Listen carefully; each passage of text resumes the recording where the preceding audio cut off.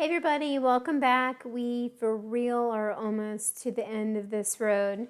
I have taken our bars out of the freezer. So we have the marshmallow layers there. So we've got the shortbread on the bottom, then our caramel, now our marshmallow layer. So they're not frozen solid, but it definitely has set up a lot. So the final layer, besides the decorations, is going to be our chocolate layer. So I have 2 tablespoons of butter in one of my 2-cup prep bowls here. And then the recipe called for 1 cup of chocolate morsels, which I went ahead and measured out in our measure-all. So I'm going to scoop those in there. Alrighty. And then now what we're going to do is just melt these. So we're going to melt them in the microwave. We're going to go ahead and start off with 30 seconds, give them a mix, and then see what we're looking like. And then we'll continue to go until we get them totally melted. So I'm going to pop this in regular power for 30 seconds. 30 seconds. Alrighty. Let's see here. Okay, so we are to the home stretch. So I know this was a lot of steps that weren't really difficult, but there are a lot of steps and you have some downtime in between. So, this might be something the kids could be involved in. Maybe, might be a little hard to hold their attention over the whole time, but maybe since you get breaks in between, might be a good idea. But, okay. I think they definitely will enjoy the outcome, whether they help or not. So let's see. Okay, our butter's definitely melted, so it's looking pretty good. We're just gonna mix this together. I didn't expect it to melt that much that first time, so that's great. Okay.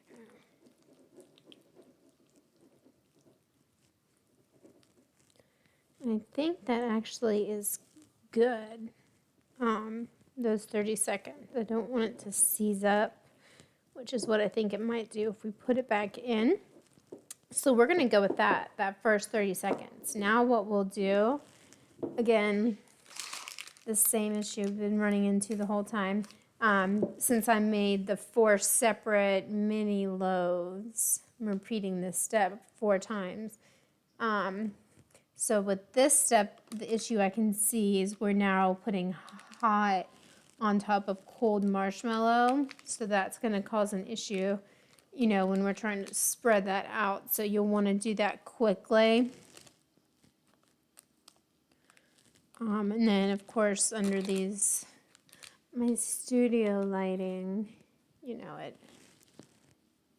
heats it up just a little bit extra. All right, so I'm going to try to repeat this. See if I make it kind of like a snake there.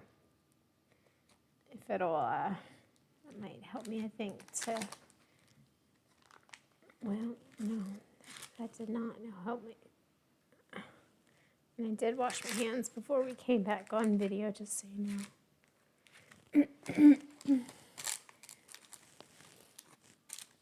Okay, so I don't think mine are going to turn out exactly the same as what we saw on delish.com, but, it's all about having fun. So I definitely have had fun.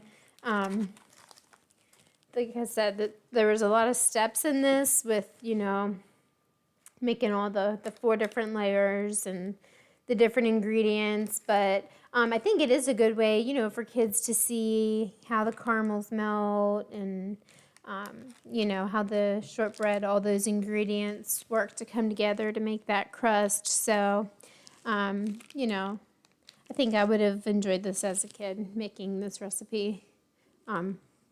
For that reason, you're just using a lot of different techniques.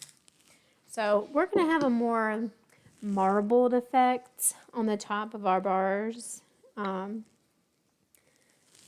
That's okay. We are going to chill these again afterwards, so I won't be able to show you the final in this video, but I will post a pic of the final bars. So, and I apologize. I know you're probably grossed out. I'm using my finger, but I promise I did wash them. Sometimes your hands are your best tools in the kitchen. So, alrighty. And of course, obviously, you know, making one loaf rather than 4 would, you know, definitely reduce down the time you're working with these. But all in all, I think those turned out okay. I can set these aside over here out of the way just for right now. So I'll show you kind of, so we got kind of a marbled effect. You know, you still definitely will get that chocolate flavor in there. But now what we're going to do is decorate. So what they call for to decorate are your graham cracker crumbs. And then also sprinkle with some flaky sea salt. And I'm going to rush your way real quick so I can wash off my fingers. I got them all chocolatey here. So I don't want to cross-contaminate my stuff with the, get it all messy. But I will keep talking. As I was saying, the suggested toppings are just a sprinkle of the graham cracker crumbs, which I think is smart to help bring back and reinforce the s'mores. And then also a sprinkle of sea salt. I know that we have the pink Himalayan sea salt, which would be perfect for this application. I also found these white chocolate curls when I was shopping the other day. I was thinking, and I'm just going to stick my hand in here real quick and just grab out. And these are going to, let's see, we're just going to refrigerate. So this was set up in that chocolate, hopefully. I didn't talk too much and everything's set up.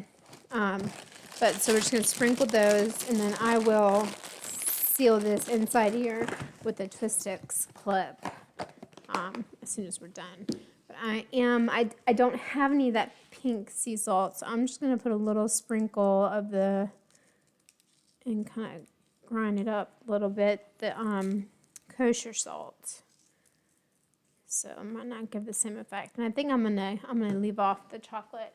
But I thought what would be cute too, and I'm gonna pop these in the fridge so they can cool before that so that chocolate can set up. Let's see, we'll move those sausages that I found in the freezer earlier. So that was nice. Okay. Put those in the fridge. But I thought what would be cute also would be those little teeny marshmallows that you use like for hot chocolate. Those would be cute, maybe sprinkled on top along with the graham crackers to kind of bring in the s'mores. But the salt is good too. That sweet and salty I know is really good. And along that line, I was thinking to make it even more sweet and salty, you could like crush up some or use our manual food processor to process up some pretzels and mix that in with the base, the shortbread base, like a shortbread pretzel kind of base would be good. That would really bring more of that saltiness in. So I think that would be good. So those are just some things that I was thinking of. But so like I promised, this one's short and sweet. So all we're gonna do now is just let those chill out in the fridge, really for however long you like. That parchment's gonna make it really easy to just pull each one of those little individual 4 loaves out. So I will post a pic. I'll post one of a whole one, and then the way I suggest you serve it is I would slice it into small slices because it's really decadent. So maybe something folks could pick up off of a tray to put on a plate with plated desserts is how I would suggest. So anyway, I hope you enjoyed our recipe today and our Sweet Saturday. If you need any help with any of your Pampered Chef needs, please don't hesitate to reach out to me. Of course, on my YouTube channel here and on my personal Pampered Chef website. I'd be more than happy to help you with any questions you have, whether it's just to try to find replacement parts, or if you have questions in reference to a product, or you'd like my honest opinion on how I like a product, just feel free to reach out to me with any of those issues. But again, thanks for watching, and I hope you all have a great rest of your Saturday. I'm hoping to catch some college football here in a little bit, and just enjoying some of this brisker fall weather. And actually, I did promise, let me bring this forward, this recipe. So this is the S'mores Millionaire bars. And so you can see I've just kind of listed them out per the different layers that we have the ingredients. But again, I did source this on delish.com, so you can find it there. And it's just under the S'mores Millionaire bars. Also, if you just Google that, I'm sure that will lead you right to delish.com to get that as well. So this is what they are supposed to be looking like. We'll see what ours look like when they come out. Again, I think I had a little bit of a learning experience there with the marshmallow layer. I think my caramel was still a little warm, but I'm sure they're going to be tasty.